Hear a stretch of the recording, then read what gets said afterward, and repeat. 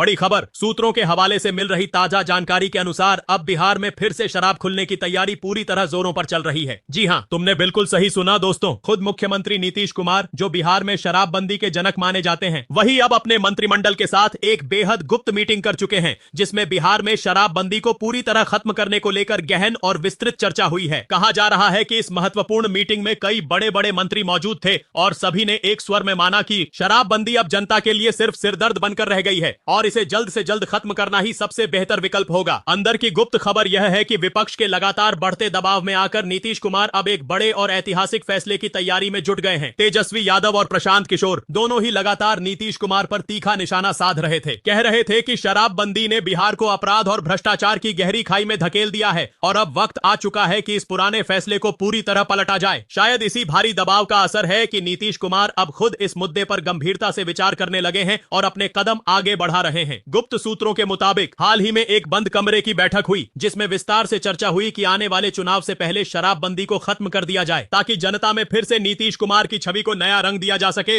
और वोटरों को एक मजबूत नया संदेश पहुंचाया जा सके। कहा जा रहा है कि इस बड़े फैसले की घोषणा की तारीख अभी पूरी तरह तय नहीं हुई है, लेकिन माहौल बिल्कुल तैयार कर लिया गया है। सब कुछ सेट है। अंदर खाने से यह खबर भी जोरों पर निकल रही है कि कुछ चुनिंदा जिलों में प्रशासन को पहले से ही तैयार रहने के सख्त निर्देश दे दिए गए हैं, ताकि जैसे ही शराबबंदी खत्म करने का आधिकारिक ऐलान हो, वहां तुरंत नए नियम लागू किए जा सकें और कोई देरी न हो। अब सोचो भाई, जो नीतीश कुमार ने खुद पूरे जोश और जुनून के साथ शराबबंदी लागू की थी, वही अब उसे पूरी तरह खत्म करने की ओर बढ़ रहे हैं। तो इसका मतलब बिल्कुल साफ है कि राजनीति में कुछ बहुत बड़ा और गहरा खेल चल रहा है, जो जल्द ही सबके सामने आएगा। दरअसल तेजस्वी यादव और प्रशांत किशोर दोनों ने ही हाल के दिनों में बिहार सरकार को आड़े हाथों लिया था, खुलकर हमला बोला था। प्रशांत किशोर ने तो साफ साफ कहा था कि नीतीश कुमार अब पहले वाले नीतीश नहीं रहे, जो जनता के हित में मजबूत फैसले लेते थे, बल्कि अब वह मजबूरी में फैसले ले रहे हैं और शायद इसी मजबूरी की वजह से अब वह शराबबंदी हटाने की ओर जा रहे हैं। दूसरी ओर तेजस्वी यादव ने तो खुलकर और बेबाकी से कहा था कि शराबबंदी का सबसे ज्यादा नुकसान गरीब वर्ग को हुआ है, क्योंकि जो पीना चाहता है